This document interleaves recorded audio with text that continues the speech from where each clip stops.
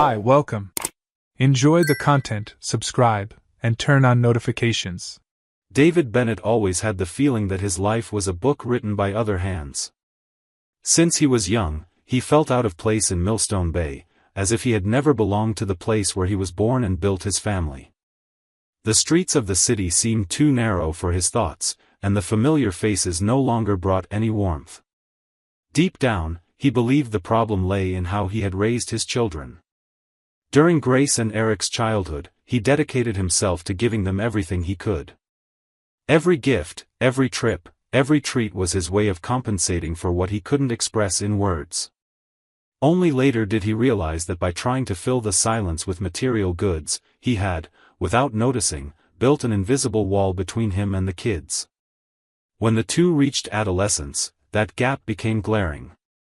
Conversations became short, glances avoided, and responses always came loaded with boredom or disdain. David tried to hide the discomfort, but inside, it felt like he was a stranger in his own home. Hannah, his wife, was always the opposite. She knew exactly how to keep the children close.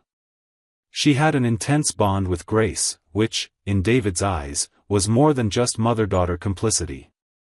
It was almost as if Hannah and Grace formed a team he was never invited to join. Eric, on the other hand, floated between both sides, seeking his own space. When Grace and Eric finished high school, David saw a chance to start over. He proposed moving to Clearwater Springs, hoping that a new place would erase the weariness of the past. He imagined that in a different setting, he could regain the lost dialogue and reverse the years of distance. He sincerely believed that the gap between him and his children was a result of the exhausting routine and monotony of the town where everyone seemed to know too much about each other. However, reality was merciless. The move didn't bring any renewal. On the contrary, the marriage, which already showed signs of strain, began to crumble completely. Hannah seemed increasingly absent. The children, now adults, went on with their lives, and David was left with what remained, a cold and silent house, where even the objects seemed to be witnesses to his failure. The emptiness settled in permanently. David was downtown, sitting in a small cafe where he usually spent his afternoons, with his cell phone on the table and a now-cold cup of coffee beside him. It was his daily refuge, a place where no one bothered him and where he could immerse himself in his silent readings. It was during this repetitive and lonely cycle that an unexpected phone call changed everything. Grace called, her voice trembling, saying that Hannah had fallen at home and fractured her ankle. The news, by itself, caused immediate discomfort. However, something in the way she spoke aroused David's suspicion. He asked where Hannah was. Grace replied that she was at the hospital. Without delay, he wanted to know if she was the one who took their mother there. Grace hesitated, stuttered, stumbled over her words, until, with difficulty, she said she didn't know how her mother had gotten to the hospital. That answer had an immediate impact. David felt as if everything around him had been suspended for a moment. What had once been just a vague uneasiness turned into an uncomfortable certainty that there was something much bigger behind this situation. Without wasting time, he called Eric. His son, surprised, said he didn't know anything, that no one had told him anything. David's unease grew quickly. Without thinking of excuses or justifications, he immediately headed to the hospital, feeling his blood boil with every mile.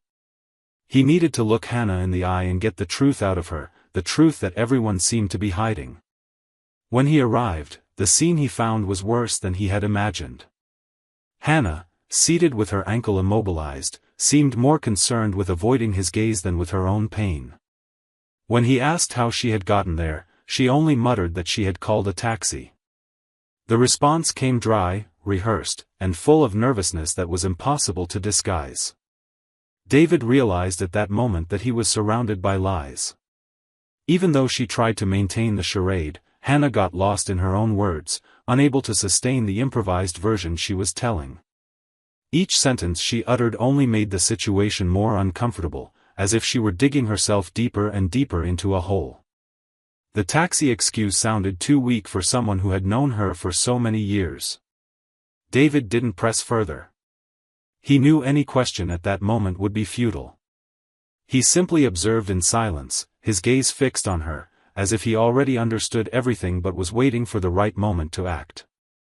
When the doctor released Hannah, he got up, accompanied her to the exit, and the two left the hospital side by side, without exchanging a single word.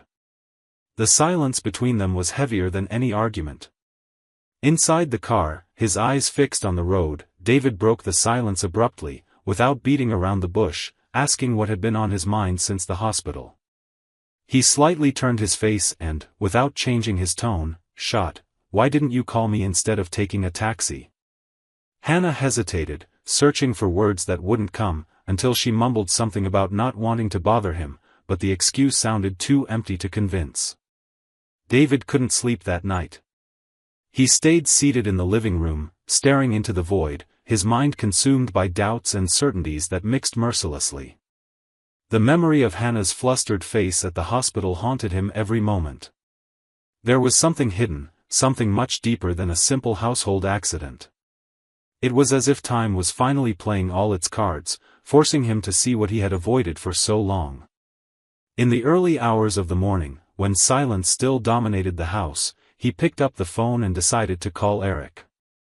He needed to hear from his son some words that might, at least, organize that whirlwind. Eric answered with a tired voice, as if he already knew the reason for the call. David went straight to the point, without beating around the bush, asking him to come to his house. The response came in a resigned tone, as if the son was already prepared for what was coming. A short while later, Eric arrived, carrying an expression on his face that was hard to decipher. The two went out for a walk, as if they needed a neutral place for that heavy conversation. They walked side by side through the quiet streets, without hurry. When they reached a more secluded stretch, David stopped and faced his son. He didn't need to say anything. He just kept his gaze steady, waiting for Eric to spill everything at once, without circumlocutions, as if that moment had been stored away for years, waiting for the right time to explode. Eric took a deep breath and began to speak, as if the words weighed more than he could bear. He said that he and Grace had kept a secret for years, a secret that started back when they lived in Millstone Bay. He recounted that during their teenage years, he and his sister discovered that Hannah was having a relationship with Mark Ellison, an old family friend. They didn't know how to react at the time. They were too young to understand all the consequences, but mature enough to know that it was wrong. The shock of seeing their mother with another man stayed with them like a wound that never healed. As Eric spoke, David felt each word like a blow. The details came loaded with resentment and bitterness. His son recounted that they had seen with their own eyes, more than once, encounters between Hannah and Mark, always in secret, during times when David believed the family routine was proceeding normally. According to Eric, Grace had confronted their mother at the time, demanding an explanation. Hannah's response was cruel. She said, coldly, that David no longer satisfied her, that the marriage was a burden, and that Mark was the escape valve that allowed her to feel alive again. She revealed that all of this was her choice, something she did willingly, without regret. David remained silent, his gaze fixed on his son, but his body taken over by a strange sensation, as if he were floating outside himself. The image he had always had of his wife was shattered brutally, and the pieces of the puzzle finally began to fit together. The distances, the cold looks, the sudden disinterest in family matters, it all made sense. The betrayal wasn't recent, nor fleeting. It was deeply embedded in the family's past, like a crack that had slowly grown until it opened an irreparable hole. Eric continued, explaining that after that discovery, he and Grace made a pact of silence. Both were afraid of destroying the family structure, of causing a rupture that could swallow them all.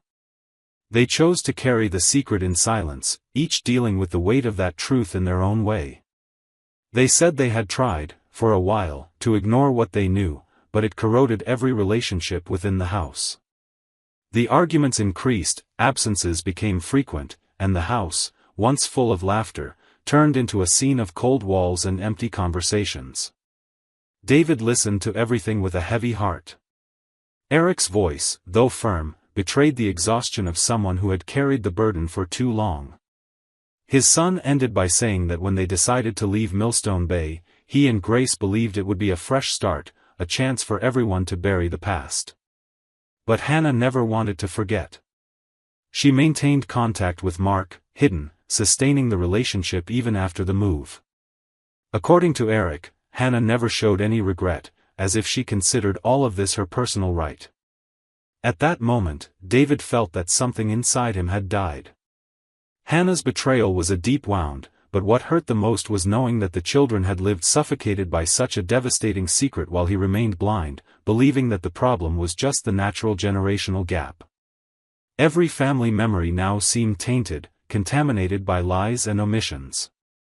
The silence of so many years between them was explained there, in those words laden with pain. They continued walking down the street in silence until David, in a low but firm voice, spoke what already seemed obvious. Without looking at his son, he said with a bitter tone, as if merely confirming what he already knew, "So it was Mark who was with Hannah when she got hurt. He was the one who took her to the hospital, wasn't he?" Eric took a while to respond, as if calculating each word, until he finally said, without conviction but with honesty, "I can't confirm, but, given the history, it's quite likely." David moved forward, saying nothing else, but inside he already knew that everything was clear. When he returned home, he walked through the rooms in silence, looking at every corner with an empty gaze, as if bidding farewell to that place and everything it represented. At that moment, he understood that his story there had come to an end. Nothing worth keeping remained. Everything that once was a memory now turned into a burden, and he felt, with absolute certainty, that it was time to leave, without looking back. David stayed at home for 2 more days, quiet, but not lost. His thoughts no longer ran in circles as they had before. The decision was made, and this time there was no room for hesitation. With calmness, he reviewed every bank account, every investment, every value saved throughout an entire lifetime of work. The money was there, untouched, accumulated with the same rigor he used to maintain his routine during all those years. It wasn't about revenge or punishment, it was simply the need to free himself, to sever the last thread that still tied him to that scene. Without making a fuss, he began to organize everything. He sold stocks, closed investments, cashed out funds kept for decades, and transferred amounts carefully, strategically ensuring that every movement went unnoticed by anyone who, out of curiosity or malice, might try to track his steps. The final sum of all the reserves, which he had once accumulated thinking of a peaceful retirement alongside a family that no longer existed, amounted to about $2 million. Now, that money ceased to be a future plan and became the definitive passage to a distant fresh start, where no one knew his name and where he could, finally, disappear completely. He packed only a few clothes, the bare necessities to leave without looking back, leaving Hannah the house and the car, as if returning to her the stage where all those lies had been performed for so long. He booked the ticket discreetly, for a flight to Spain, specifically to the island of Majorca. There was no elaborate plan, no itinerary. His only intention was to disappear, to vanish from everyone's memory, to start anew in a place where his name carried no weight. In the final minutes before departure, David walked through the house one last time. He looked at the kitchen, where he had pretended to be happy so many times, at the living room, which housed empty conversations, and at the bedroom, which witnessed cold nights and endless silences. No tears, no regrets, just an unshakable certainty that this chapter was closed. David waited for the right moment. When he learned that Grace had taken Hannah to the hospital to have her ankle re-evaluated, he saw the perfect opportunity.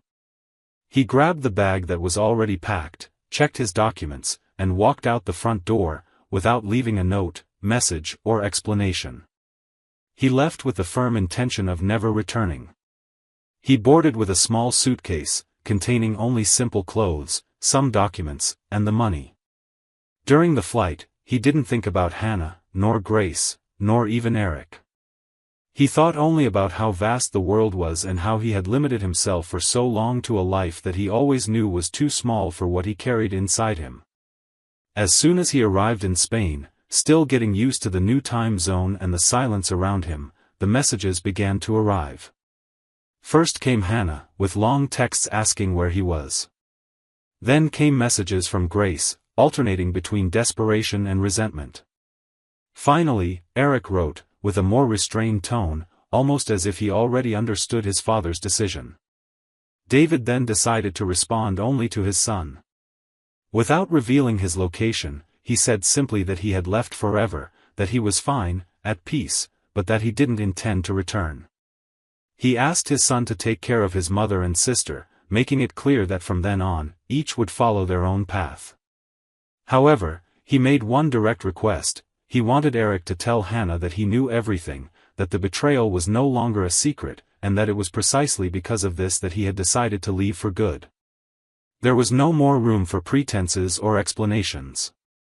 The truth, now, was exposed. He sent the message and moved on. Upon arriving in Mallorca, he rented a small, remote, and simple apartment. He bought new clothes, left his old phone behind, and adopted a local number. Every move was calculated to ensure that no one could reach him. He began to walk the streets without haste, observing the comings and goings of people, without the need to carry any past. The new routine brought something he had forgotten how it felt: peace. Over time, he came to appreciate that voluntary isolation. He began frequenting markets, small cafes, and even the square where many locals spent their afternoons chatting. Gradually, he got used to hearing another language around him, a clear sign that he was, finally, far from everything that had once imprisoned him. Months passed, and as expected, Hannah tried to make contact. First came emails, then messages sent by Grace, all with the same tone oscillating between distress and pleading. David read each word with the tranquility of someone who had already cut all ties. He ignored each attempt, one by one, as if simply closing the door on the past. None of them contained a genuine apology. All the messages revolved around discomfort, the shock of his disappearance, but never touched on the truth he carried in his chest. Time was his greatest ally. David learned, through Eric, that Hannah and Grace had tried to track him down, without success. It was as if he had evaporated. He left no traces, no clues, no loose stories. Eric was the only one with whom he kept an open channel, but always with one clear condition: never discuss his new life with the two of them. His son respected his choice, and over the years, he began visiting David in Mallorca, bringing with him only light conversations, without demands, as if both had found a kind of peace in that preserved bond. When he felt the time was right, David decided to move again, this time to the neighboring island, Menorca.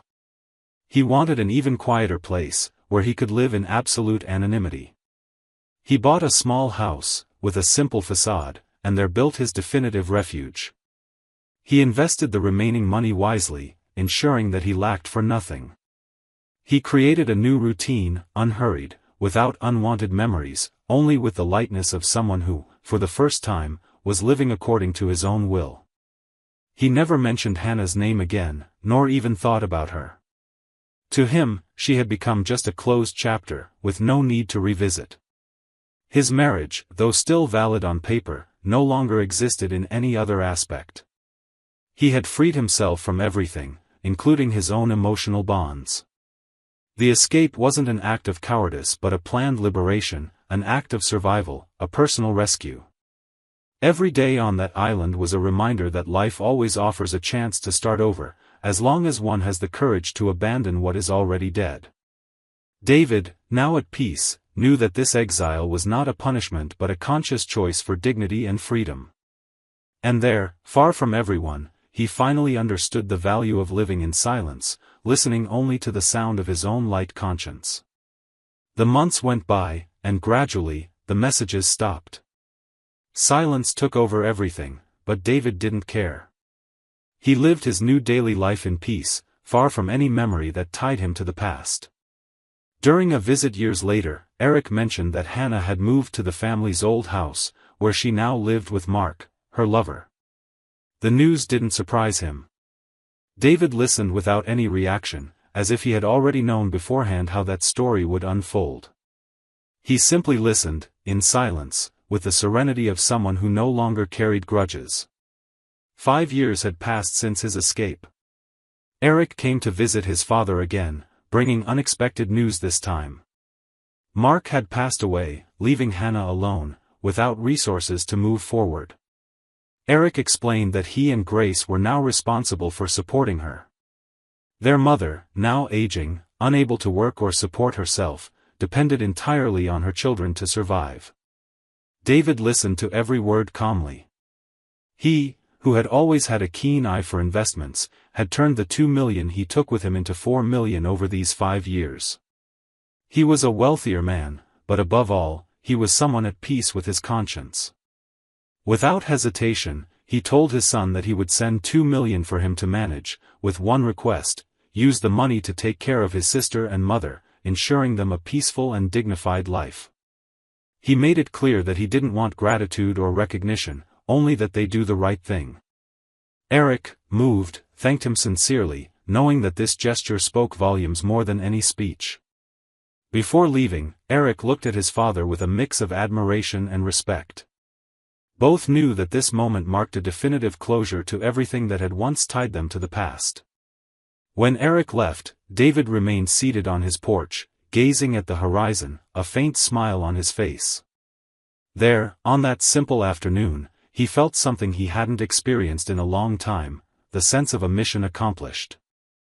Life, with all its twists, had found a way to settle accounts, and in the end, everyone got what they deserved. David, finally, could spend the rest of his days in peace, knowing that, somehow, he had left something good behind.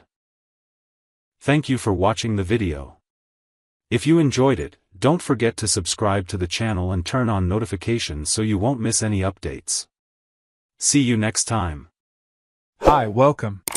Enjoy the content, subscribe, and turn on notifications.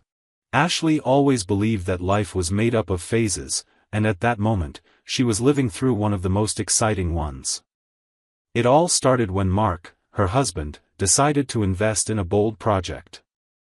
For months, he dedicated himself day and night to creating an app. Ashley supported him in silence, making coffee in the early mornings, encouraging him whenever fatigue threatened to take over. She knew Mark was talented and had immense potential, but not even in her wildest dreams did she imagine what was about to happen. The app was launched and, within a few weeks, it became an enormous success. Businesspeople from everywhere wanted a piece of it. Negotiations were quick, and in the blink of an eye, Mark sold the project for an amount most people would never see in their lifetime, nearly $400 million. It was a radical change. They left their old modest yet cozy home and moved to a gated community known in the city for housing celebrities, powerful entrepreneurs, and wealthy families. It was a new world where everything seemed too big, too bright. Ashley was enchanted by this transformation. She felt like she was living in a movie. Wide streets, luxury cars parading around, giant houses with impeccable gardens.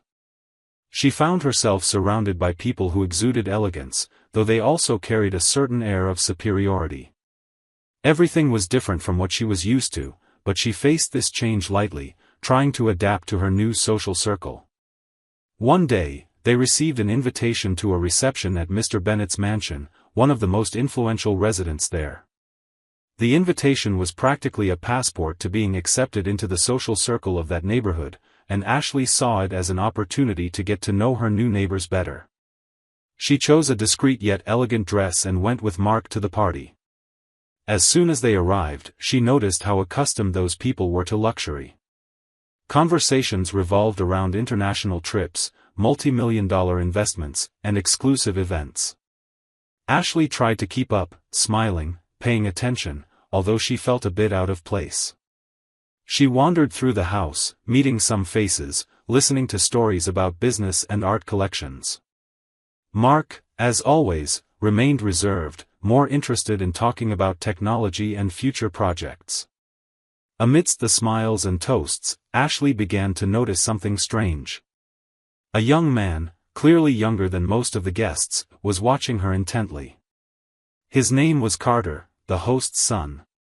She realized that every time she looked in his direction, he held her gaze, with a crooked smile and an arrogant gleam in his eyes. At first, she tried to ignore it. She thought he was just an immature guy, used to provoking looks for fun. But that started to bother her. Carter didn't limit himself to stares.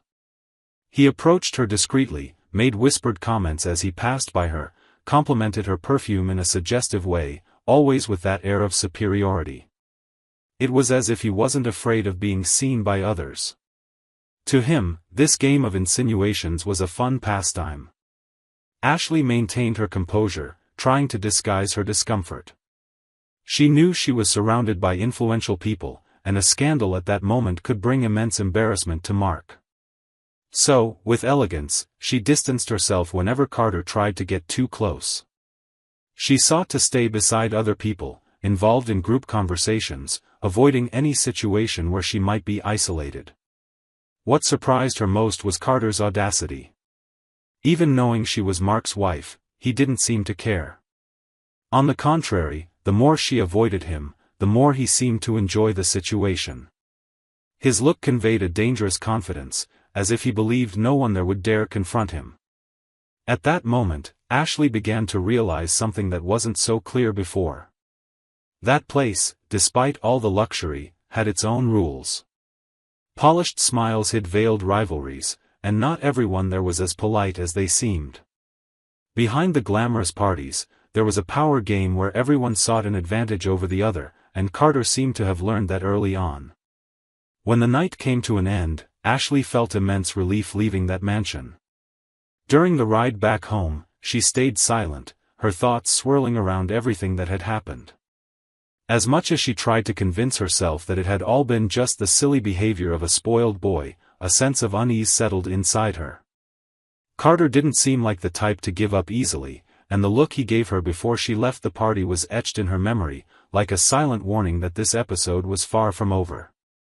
Ashley believed everything would be left behind after that uncomfortable night. She convinced herself that Carter had enjoyed the provocations, but that, once the party was over, he would lose interest. For a few days, she tried to keep busy with simple things, like organizing the new house, choosing furniture, arranging the garden, anything to distract her thoughts. It seemed to work, until her phone buzzed with an unexpected notification. Carter had started following her on social media. Her heart raced as soon as she saw his name there. For a moment, she considered blocking him immediately, but hesitated. She thought that doing so might fuel his obsession even more. She decided to ignore it, hoping it was just a passing curiosity. During the day, she avoided looking at her phone, but by late afternoon, when she opened it again, there was the first message. At first, Carter kept a polite tone. He complimented the dress she wore at the party and said she seemed different from the other women there. Ashley felt her stomach churn. This was going too far. She decided not to respond, believing silence would be enough to discourage him. However, the messages continued. He persisted, always with sweet words, as if trying to build a bond that never existed. When he saw she was ignoring him, his tone changed. The messages began to carry a disguised venom. He talked about the power his family had in the neighborhood, hinted that he could cause problems for Mark, mentioned how people there loved rumors and how a simple comment could ruin reputations. He said Ashley was smart enough to know that refusing his friendship could bring unpleasant consequences. With each message, she felt a chill in her soul. It was as if she was cornered inside her own home. Surrounded by luxury and comfort, fear followed her in every corner. During breakfast, she looked at Mark and wanted to tell him everything, but she stayed silent. She preferred to avoid worries, especially now that Mark was excited about new business opportunities in the neighborhood. She feared he would react impulsively and ruin everything. Time passed, and Carter's messages became more aggressive. Now he made it clear he knew where she was, mentioning the places she frequented, as if he followed her from afar. He said that if she dared to tell anyone, he wouldn't think twice before spreading stories that could destroy Mark's image. Ashley began living in constant vigilance. Before leaving the house, she looked around, trying to predict if she would run into Carter somewhere. She avoided going to the market alone, cancelled appointments at the beauty salon, and when she needed to go out, she always sought the company of a neighbor, even if only to disguise her fear. The worst happened on an ordinary day when she returned from the gym. As soon as she parked the car, her phone vibrated. The message was short but full of threat. Carter wrote that she was brave for continuing to ignore him, but that everything had a limit.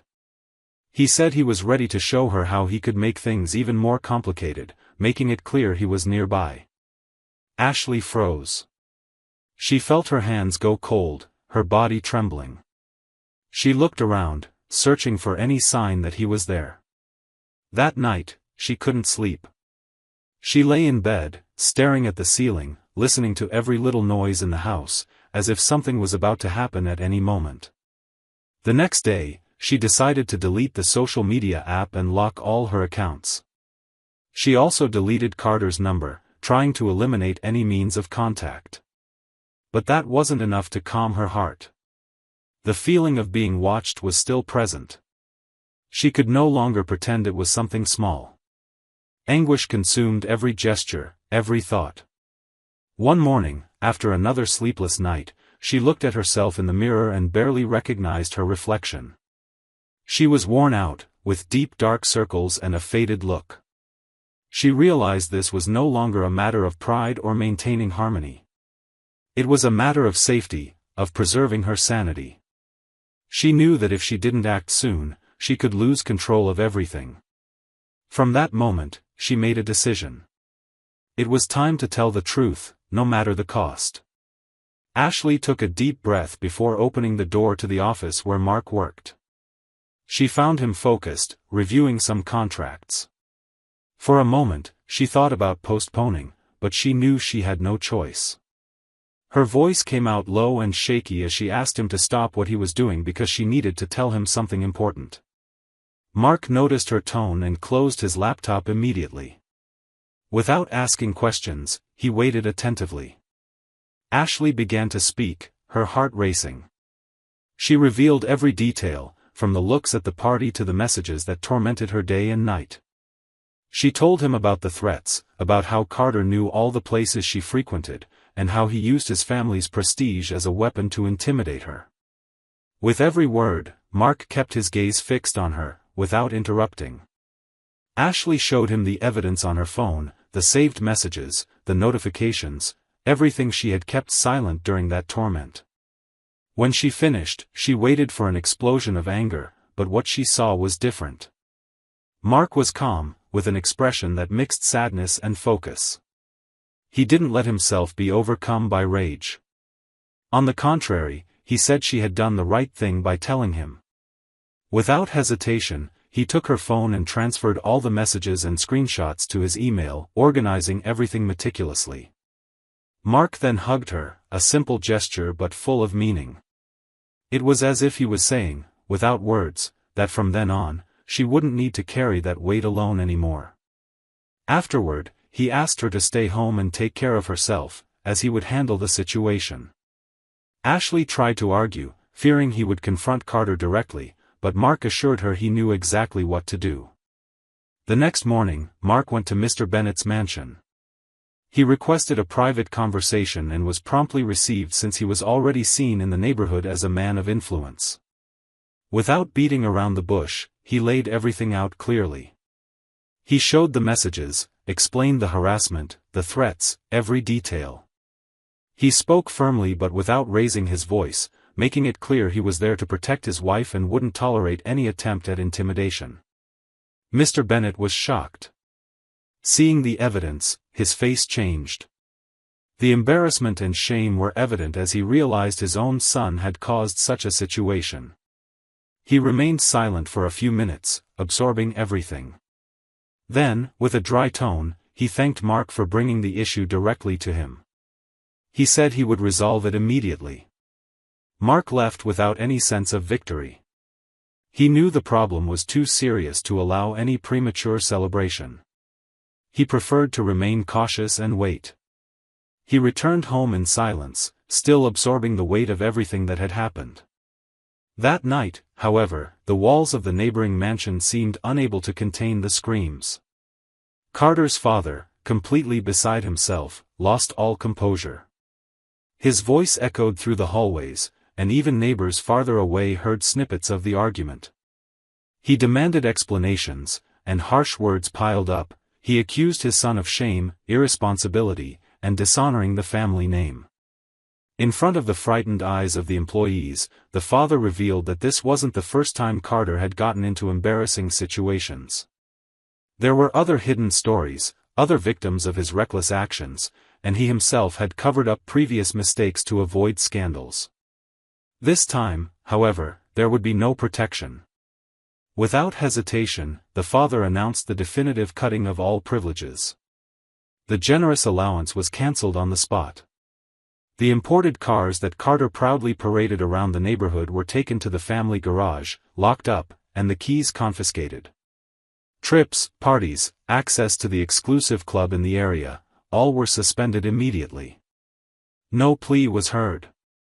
The father was determined and made it clear that the only way out for Carter would be military boarding school, located in another state, a place known among discreet circles of wealthy families for applying strict discipline, extreme physical training, and an austere routine, created specifically to re-educate rebellious and undisciplined young men. The decision was announced in front of everyone, with no room for appeals or excuses. Carter, pale and in shock, listened in silence, unable to argue in the face of his father's unshakable fury.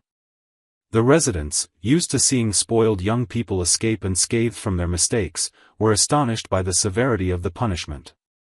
For many, it was the first time they witnessed a case where an influential father actually applied a serious consequence, without using his power to cover up or soften the problem. Meanwhile, Mark remained silent. He knew that behind the whispers and shock, there was something much more important than social repercussions. His family was safe, and their integrity remained intact. For him, that was the only result that mattered. Ashley heard the news a few hours later. The relief was immediate, but what struck her most was Mark's demeanor throughout the entire process. He hadn't sought revenge, only justice. He protected his family with intelligence and dignity, without making a scene. She began to see her husband with even more admiration, recognizing the quiet strength he had always carried. The days that followed brought peace. Ashley resumed her activities, started circulating around the neighborhood again, but with a different attitude. She felt safer, more confident. The respect Mark earned there spread, and many neighbors began treating them differently, not just because of the money they had, but because of the integrity they demonstrated. Inside the house, the atmosphere changed. What was once an environment marked by tension and fear was now a space of even greater complicity. Ashley and Mark rediscovered the importance of dialogue, mutual protection, and the courage to face delicate situations. What seemed like just a nightmare turned into a lesson about respect, dignity, and the true value of a safe home. But what no one expected happened days later. During a walk in the neighborhood square, Ashley crossed paths with Mr. Bennett. He stopped in front of her, apologized once again, but made a revelation that left her speechless. He said that while investigating Carter's behavior, he discovered this wasn't the first time his son had acted this way. Several young women had been victims of harassment, but none had the courage to expose the truth. Ashley, by breaking the silence, unknowingly became the reason other families were freed from a similar torment. She returned home with a lump in her throat, moved to realize that her action, initially motivated only by desperation, ended up being a turning point for that entire place. She looked at Mark, hugged him without saying a word, and for the first time in a long time, felt that, no matter how much luxury life offered, true wealth was having someone by her side who, even in the face of the worst, chose the right path. Thank you for watching the video. If you enjoyed it, don't forget to subscribe to the channel and turn on notifications so you won't miss any updates. See you next time.